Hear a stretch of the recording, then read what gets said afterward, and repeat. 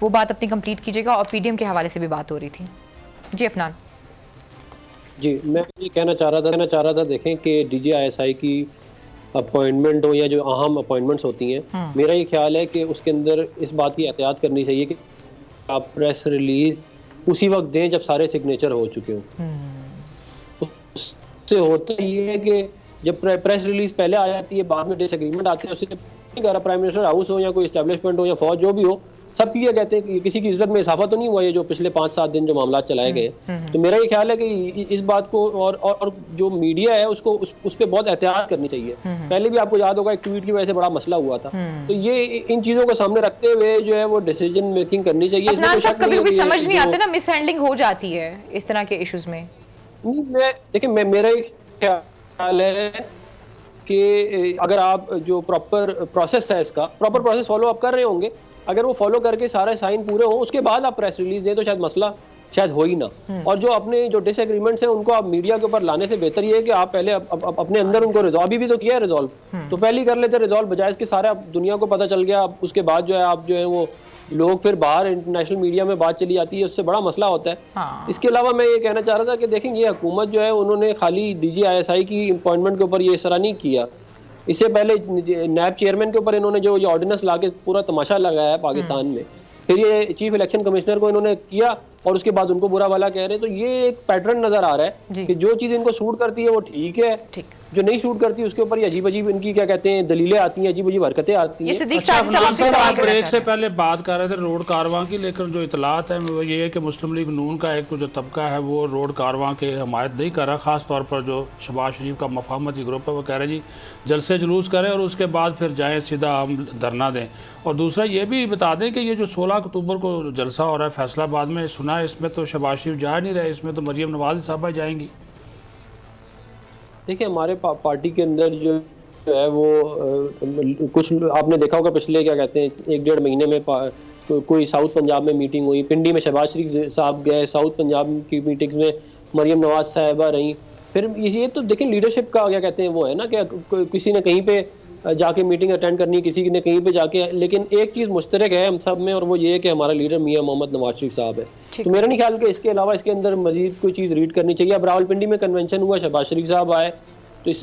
ठीक है क्या कहते हैं, कहीं कोई जाता है कहीं कोई जाता है, इसको हर जगह सारी पार्टी की सारी लीडरशिप तो जा भी नहीं सकती। चलिए ठीक हो गया, मैं आऊँगी शुएब साहब आपकी तरफ। एक और बड़ी अहम डेवलपमेंट है और मैं चाहूँगी कि आप इस पर हमें ज़रूर जो है वो अपडेट करें। सर ये जो ईरान से बहुत अहम लोग आए हुए हैं जिनकी मुलाकात आर्मी चीफ से भी हुई है, वज़ीर आज़म पाकिस्तान से भी हुई है, आप इसका क्या इम्पैक्ट देखते हैं, इसका क्या स्कोप है? क्योंकि पिछले हमने दिनों देखा था कि ईरान के जो साबिक बहुत से अहम शख्सियात हैं उन्होंने इंडिया में इंटरव्यू भी दिया, बहुत अजीब बातें भी की और ईरान में नई गवर्नमेंट बनी और उसके बाद इस तरह का एक हाई प्रोफाइल पहला विजिट होता है। सर आप जरा इस पे हमें बताएं कि ये किस तरफ जा रही हैं ये सारी चीजें।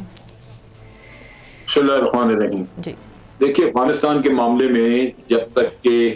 अफगान तालिबान का कब्जा नहीं हुआ था काबुल पे, तो जितनी मुशावरत आपस में की जाती थी रशिया, पाकिस्तान, ईरान और चाइना, ये तकरीबन एक यूनानिमिटी थी, एक ऐसा ख्याल था कि यहाँ से अमेरिका को जाना है, लेकिन मुज़ाकरात के जरिए यहाँ पे एक इंक्लूसिव गवर्नमेंट बननी चाहिए और यहाँ से टेररिज्म नहीं होना चाहिए, सब हम मुत्तफिक थे। लेकिन दरमियान में एक तब्दीली या एक कह लीजिए एक वाकया ये हुआ कि नॉर्दर्न अलायंस के लोग जो है वो पंजशीर वैली में जाके तो उन्होंने वहां पे महाज कायम कर लिया, तालिबान ने उन पे फिर अटैक किया। ये वो सूरत हाल थी जिसमें कि इख्तलाफ राय पैदा हुआ और इख्तलाफ राय पैदा करने वाला भारत था, जिसने कि क्योंकि भारत एक वक्त पे नॉर्दर्न अलायंस के साथ मिलके ईरान और रशिया एलाइज थे इनके साथ,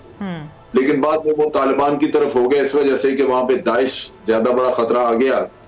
तो उन्होंने कहा जी तालिबान को स्ट्रॉन्ग करें ताकि ये इनको मारें, तो वो तालिबान के साथ चले गए, ईरान भी और रशिया भी। अब यहाँ पे पंजशीर का जो किस्सा है वो ये था कि पंजशीर में नॉर्दर्न अलायंस है, गालिबन ईरान ने अपने उनसे मुकम्मल ताल्लुकात मुनक़ता नहीं किए हुए, ईरान उनको भी हाथ में गालिबन रखना चाह रहा था और दूसरी तरफ तालिबान को भी कि अगर तालिबान कल काबू ना आए और उनकी बात ना सुने तो फिर वो नॉर्दर्न अलायंस को दोबारा प्रॉप अप करें, और अगर तालिबान जो कुछ ये ईरान चाहता है वो कर दें तो फिर कोई जरूरत नहीं है, लेकिन नॉर्दर्न अलायंस डेफिनेटली वहां पे एक फोर्स के तौर पे मौजूद रहे। तो पंजशीर के हमले में भारत ने प्रोपेगेंडा करना शुरू किया कि वहां पे तालिबान काबिज नहीं हो सकते थे, ये पाकिस्तान ने किया। पाकिस्तान की एयरफोर्स गई है, पाकिस्तान की फौज गई, जो कि बिल्कुल झूठ था और साबित भी हो गया। बाद में फ्रांस में भी उन्होंने ये झूठ पकड़ के तो अपने टेलीविजन चैनल्स पे बताया कि भारत ने किस तरह झूठ बोला है। ये चीज जो थी ये ईरान में इस पे काफी क्रिटिसिज्म हुआ और लाजमन उससे पाकिस्तान इन चीजों को बड़ा अवॉइड करता है कि वो मीडिया पे आके अपने हमसाया ममालिक के बारे में बात करे, जैसे अफगानिस्तान है या ईरान है या चाइना रशिया है, क्योंकि इस तरह ताल्लुकात बिला वजह खराब होते हैं और गलतफहमियां पैदा होती हैं। इस मामले में पाकिस्तान ने अवॉइड किया, कोई कमेंट नहीं दिया, लेकिन ईरान की तरफ से उनके एक दो मिनिस्टर्स ने भी बयान दिए कि जी पाकिस्तान जो है वो जबरदस्ती तालिबान के जरिए काबिज हो गया है अफगानिस्तान पे। तो ये गलतफहमियां पैदा हुई जो हम दूर करना चाहते हैं और ईरानियों को भी इस बात का एहसास है कि ये अफगानिस्तान को स्टेबल करना हम सब के मुफाद में है, ताकि ईरान ने जो चाइना के साथ मुआहदा किया है, जो 25 साल का मुआहदा है जिसमें $400 अरब वहां पे इन्वेस्ट होना है, वो इम्प्लीमेंट हो सके। कनेक्टिविटी नहीं होगी तो इम्प्लीमेंटेशन में मसला आएगा। लिहाजा पाकिस्तान के साथ दोबारा मशावरत वगैरह का किस्सा शुरू है और इसके साथ साथ दाइश जो है वो खतरा है ईरान को भी बहुत बड़ा, रशिया को, सबको है। तो पाकिस्तान के साथ मिलके दाइश के बारे में भी एक मुश्तरका पॉलिसी या मुश्तरका स्ट्रेटजी वर्कआउट की जाएगी जिससे कि इस खतरे का मुकाबला किया जा सके। आज दाइश जो है वो अफगानिस्तान में धमाके कर रही है, लेकिन उसके असल अहदाफ जो है, असल हदफ उसके पाकिस्तान है, ईरान, और ये पहले पाकिस्तान में ही करते रहे, उससे अलावा उन्होंने अफगानिस्तान में नहीं किया।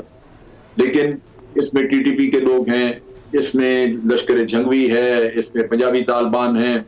इस जो ये दाइश अपने आप को कहते हैं, इसमें यही स्प्लिंटर ग्रुप्स हैं और कुछ बाहर से अरब वगैरह भी आए हुए। तो इस लिहाज से ये बड़ा जरूरी है कि रीजन को जो खतरात हैं या रीजन में जो एक हमारी अंडरस्टैंडिंग है उसको खराब न होने दिया जाए और खतरात का मिलकर मुकाबला किया जाए। तो ये बहुत अहम है कि अफगानिस्तान के ऊपर एक मुश्तरका पॉलिसी दोनों मुल्कों की हो। तो आज जो गलतफहमियां भारत ने पैदा की है वो मेरे ख्याल दूर करने में मदद मिलेगी। अच्छा जनरल साहब, ये ज़रा बताइएगा कि पाकिस्तान है, ईरान है, दीगर जो अफगानिस्तान के हमसाया ममालिक है, उनको तो बहुत ज़्यादा कंसर्न है, लेकिन और ख़ुद अफगान हुकूमत पाकिस्तान और दीगर ममालिक की अपीलों के बावजूद जो आलमी बरादरी है वो अभी तक उस तरह अफगानिस्तान के मामले पर मुतहरक नज़र नहीं आती, बल्कि वो लाताल्लुक़ होगी एक तरह से। तो ऐसी सूरत हाल में जो पायदार हम अमन और इस्तेहकाम की बात करते हैं वो किस तरह पॉसिबल होगा? देखिए, इसमें दो डेवलपमेंट हुई हैं, ये बड़ा अहम है हमारे लिए, तो डेफिनेटली बहुत अहम है कि अगर ये और हमने ये वार्निंग भी दी और अफगानियों ने भी ये वार्निंग दी है कि अगर यहाँ इंसानी अलमिया बनता है जिसकी वजह से लोग यहाँ भूख नंग से मरते हैं, तो फिर वो महाजरीन हो जाएंगे, यहाँ से निकलेंगे, भागेंगे दाएं बाएं के मुल्कों में, जिससे बहुत बड़ी अबतरी यहाँ फैलेगी और हमें खतरा है कि उसकी आड़ में दहशतगर्द भी आने शुरू हो जाएंगे। लिहाजा ये हम वार्निंग दुनिया को भी दे रहे हैं। अब हुआ ये, इसमें दो चीजें जो रिसेंट डेवलपमेंट है, एक तरफ तो यूरोपियन यूनियन ने $1 अरब यूरो अनाउंस की है इमदाद अफगानिस्तान में ह्यूमैनिटेरियन रिक्वायरमेंट्स पूरी करने के लिए। दूसरी तरफ रशिया ने कॉन्फ्रेंस स्पॉन्सर की है जहां रशिया तमाम दुनिया के मुख्तलिफ मुल्क जो डोनर्स हैं उनको इकट्ठा करके मॉस्को में, तो वो ये उनसे अंडरटेकिंग लेना चाहते हैं कि जी सब डोनेट करें कुछ ना कुछ, क्योंकि ये आलमी